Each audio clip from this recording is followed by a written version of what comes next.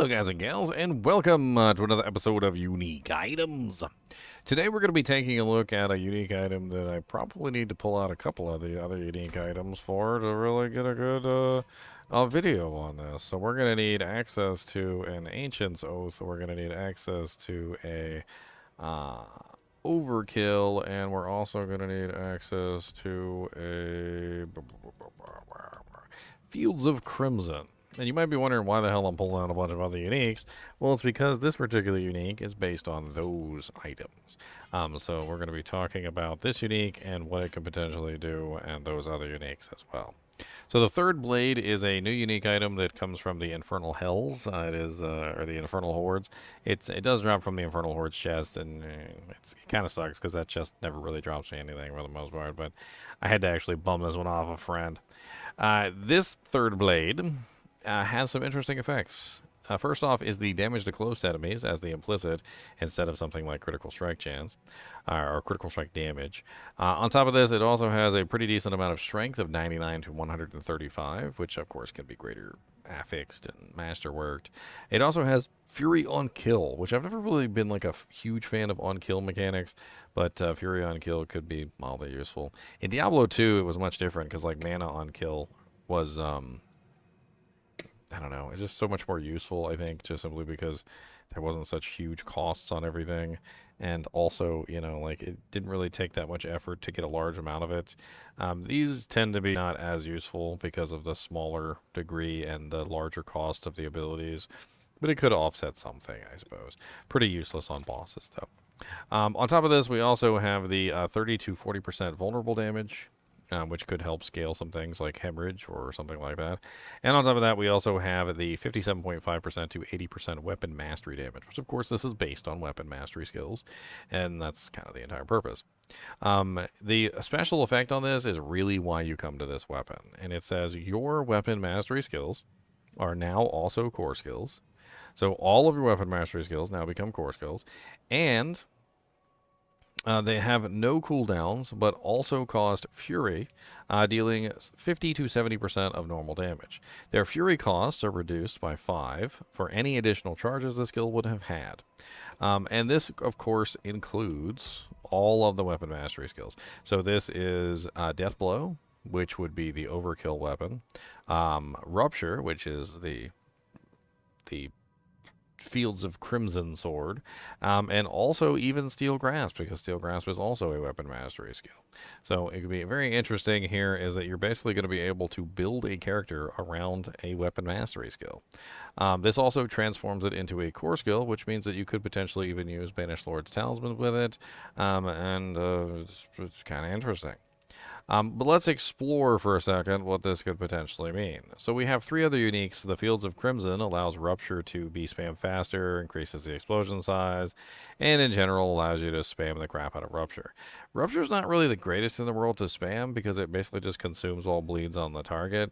So I'm not really entirely sure that this one would be the most amazing, but you can get some pretty interesting effects from Rupture, like bleed explosions, and like overpower like things that happen. There's also a nice little increase to attack speed, or you could do the healing bonus, which is interesting. So like you could end up healing yourself. I'm not entirely sure about the Rupture version of this, but Fields of Crimson could definitely be interesting if you were doing a Rupture version of the third blade. Overkill, I know for a fact, works really well with this because Death Blow having the shockwave and doing tons of damage to the enemies definitely makes for a very interesting effect. I know for a fact it works because Leon in the Kinship has already set up an Overkill build, and he's just absolutely murdering everything with it. So Third Blade definitely works with Overkill. We also have the Ancient's Oath, which allows us to have additional chains on our Steel's Grasp and gives us additional damage for Steel Grasp, additional ranks in it, and cooldown reduction and things like that, which would, again, definitely work with the Third Blade ability.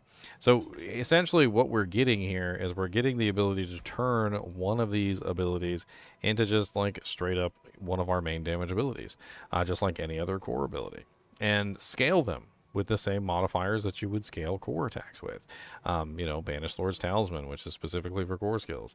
Also, when you put this on, it becomes a core skill. So, for instance, if I throw this on right now, these abilities all gain the moniker of core, and they also gain the ranks of core that I'm getting from, different places. Like I have plus, I think, 2 on the Banished Lord's Talisman.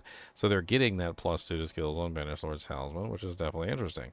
You see the Fury cost on Deathblow is 64. The Fury cost on Steel Grasp is 32. And the Fury cost on Rupture is 96. So kind of expensive there. But being able to spam them for, obviously, Fury is an interesting way that you can scale them even further and make an entire build around them. Like I said, I'm like 1,000% sure that that Deathblow is absolutely amazing for this, and using the Overkill weapon, you can definitely make some very powerful builds with Deathblow. Rupture, on the other hand, I'm not entirely sure about.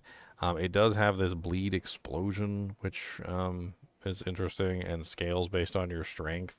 So maybe it could be interesting to try and like set up a Rupture build. I don't know. Mr. Goody Two Shoes, Mr. Goody Two Shoes. Ginger Evil Mentor here. Why bother farming when you can go to MMOEXP.com and simply purchase your items in gold? GGM would have you farm the items. What a pathetic being. Use code GEM Ginger Evil Mentor for 6% off your entire purchase. And don't tell Ginger Gaming Mentor that I was here. I feel like because it pulls the bleed every single time you use it, it could be more difficult to set up, but I don't know. I don't know. Steel Grasp does sound really interesting, though, because, of course, it has all these chains that comes out. It's an AoE attack. You can also make monsters vulnerable with it. You can gain Berserking, or you can even do the additional charge, which, of course, reduces the Fury cost. So it goes from 40 to 32 if you grab the additional chain. And for each additional charge that an ability would have, you get basically a reduced Fury cost on it. Some of the Fury costs of them are pretty expensive, but just simply the ability to turn one of these mastery skills into a main damage effect is certainly not a terrible idea, and there's definitely some fun that can be had. You also have things like Exposed Vulnerability, which makes it so that dealing direct damage with a weapon mastery skill causes your next core skill to make enemies vulnerable, which, since they are now core and mastery skills at the same time, when you put on the sword, you'll see that they actually maintain both monikers, so they are both weapon mastery and core, which means that Exponent Vulnerability will basically make it so that these are just constantly making the enemies vulnerable at all times. So you don't even need the vulnerable that comes from Steel Grasp at that point, if you just planked a couple points in Exposed Vulnerability. There's definitely a lot of builds that come to mind, to be honest, with this item. And I think that Fields of Crimson, Overkill, and Ancient's Oath all are very interesting options to enhance the weapon mastery skills in general, to make them even stronger. There's also some very interesting aspects that you could potentially use to make these even stronger as well. And let's go over to the Occultist real quick, and we're going to take a look at some of these aspects. So first off, we're going to look at weapon mastery skills, and there actually is 2 that have affect weapon mastery, which is after spending 100 Fury. Your next weapon mastery skill within 5 seconds deals 70% increased damage. Well, since this makes it so that your weapon mastery skills do in fact cost Fury, then that means that you can potentially make Aspect of Encroaching Wrath work, obviously, with any of these weapon mastery skills by just spamming themselves, which is really nice. Weapon Master's Aspect also is your weapon mastery skills have an additional charge, which of course would reduce the Fury cost, because as it says here, it says Fury costs are reduced by 5 for any additional charges the skill would have had. So that's a good way to reduce the base cost by 5. Lucky Hit, damaging an enemy with a weapon mastery skill has up to a 55% chance to stun them for 2 seconds. On top of this, anything that works with core skills is going to work with them as well. So you have access to a large number of aspects here as well. The Slinking aspect is Lucky Hit, 60% chance to gain 20 Fury when a core skill deals direct damage to at least 1 bleeding enemy. Also increases your maximum Fury as well. Killing an enemy with a core skill refunds a portion of its base cost. You've got the Dark Dance, which will allow you to make the skill cost life instead of resource, which is also kind of interesting, and give you a multiplier. You can also use the veteran brawlers aspects. There's tons of different options here, like the critical strikes with core skills increase your attack speed by 25%. The limitless rage, which gives you a multiplier on your next core skill for each point of fury that you generate past your maximum. And it's just a lot to take in when you really are trying to think about what builds you could potentially make with this. Because when you change an ability, or when you have an ability that now functions as two separate abilities, so like when you have like a Death Blow, which now functions as a core and a weapon mastery skill simultaneously, the options that open up because of this are massive. And allow you to come up with some very interesting options on what you can potentially do to make these builds work. And nothing really changes about the way that the abilities work other than the fact that they cost resource now instead of just being cooldowns. I could take it in here and we can take a look at like Death Blow. I got like a pixie fairy above my head. Boop. The sun is coming up, so it's getting brighter and it's messing with my green screen. Always does. But if we take something like Death Blow, let's take Death Blow for instance, and let's go ahead and throw it on the bar just for the moment. We're going to take Death Blow, and we attack with Death Blow, right? So Death Blow is on a cooldown. Takes quite a bit of effort to obviously use multiple casts. I can reduce the cooldown of it with my like hectic ability and stuff like that.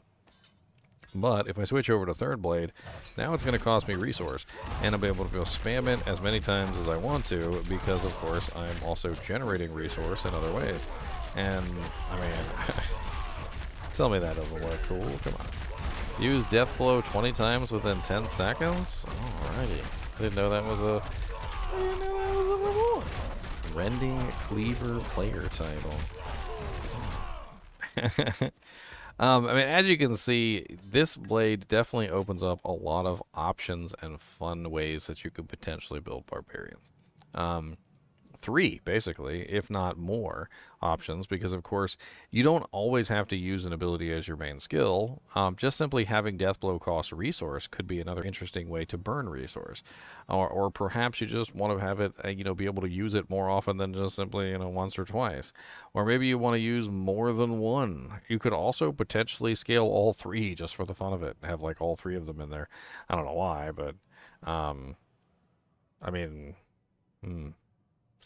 come to think of it, because of the ability of Steel Grafts to be able to pull in enemies, being able to just do this, just like constantly pull in enemies with the Third Blade. Let's play around with it real quick.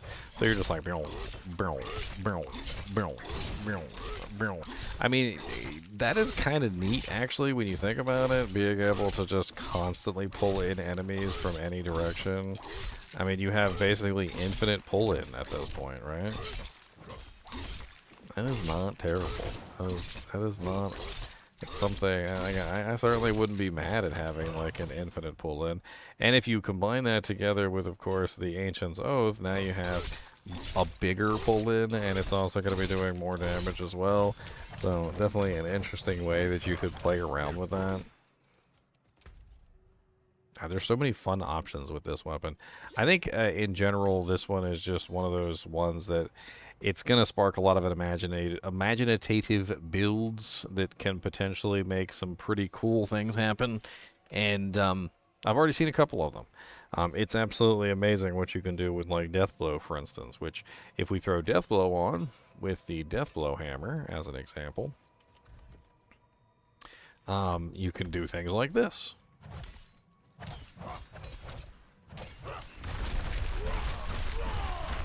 Let's get that camera angle right so we can really see the Death Blow.